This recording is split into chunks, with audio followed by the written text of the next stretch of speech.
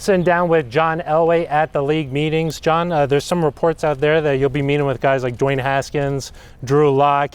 Do you feel like quarterback's still an option at 10? Well, we're doing all our homework, and that's the key thing is we want to do all our homework and open up the door to where, who knows what we're going to do at 10. But the key thing is we make sure that we do all our homework on all the kids to see if they're a good fit for us or not. So, we'll continue to do that. Not only quarterbacks, there's a lot of other guys we'll be looking at too.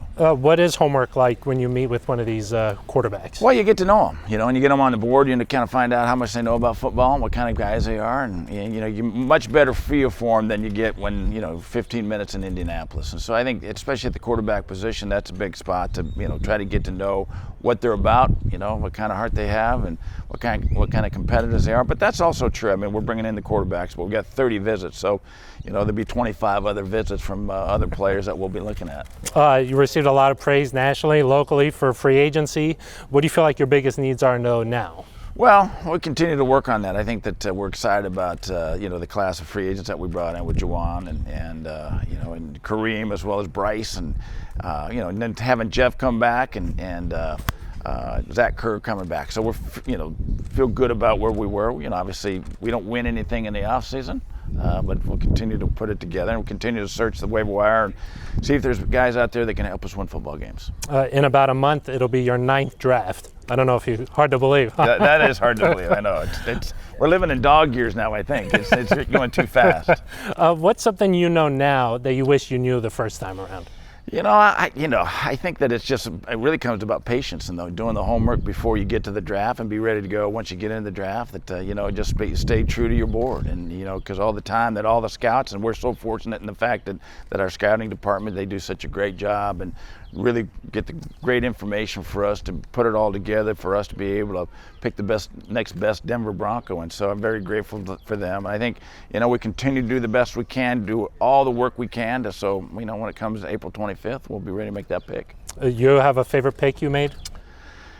Not really. I feel like we've done a good job in the draft over the years. I don't know if there's a favorite pick, but obviously I guess probably the first pick's always your favorite, and that was Vaughn. So obviously he's had a great career so far. He's worked out all right. We still have big hopes for him getting even better.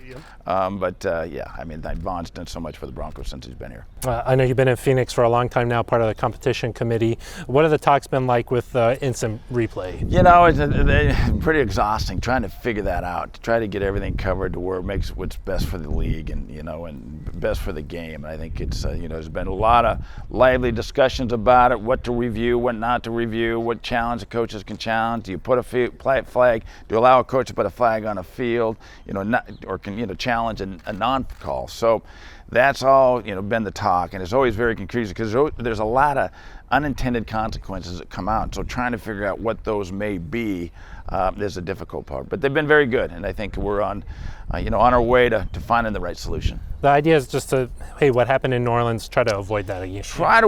Exactly. Try to avoid that, but you're not sure that you'll ever be able to avoid a call like that. So you just hope that as we continue to go, the referees get better and better and don't miss a call like that, but also try to make their job a little bit easier too by what we can do in replay to help them, not to fight them, but to help them and give them the confidence to go ahead and make the calls. Or maybe a guy up in the box or something like that? Or? That's a talk, and I'll be surprised if that goes. There's a lot of unintended consequences up there too. All of a sudden you're putting God in the press box, you wonder, they're going to always make the right call. But so you never know. That's going to be a lot of talk here in the next couple of days about that.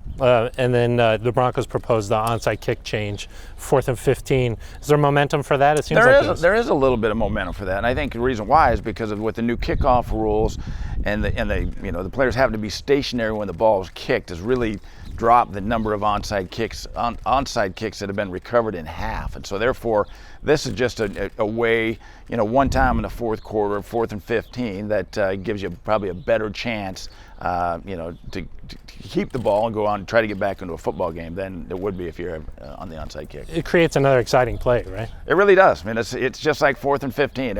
All the rules apply other than the fact that once you make that decision, you get a penalty, you can't go back and decide to kick it off. Yeah, exactly. Last one for you, the players coming back next week.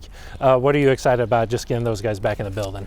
I'm excited about them meeting the new staff, getting to know the staff. I'm also excited about the staff getting to know the players that we have. And I think that's probably what the coaches are looking forward to. And so we can start building that team.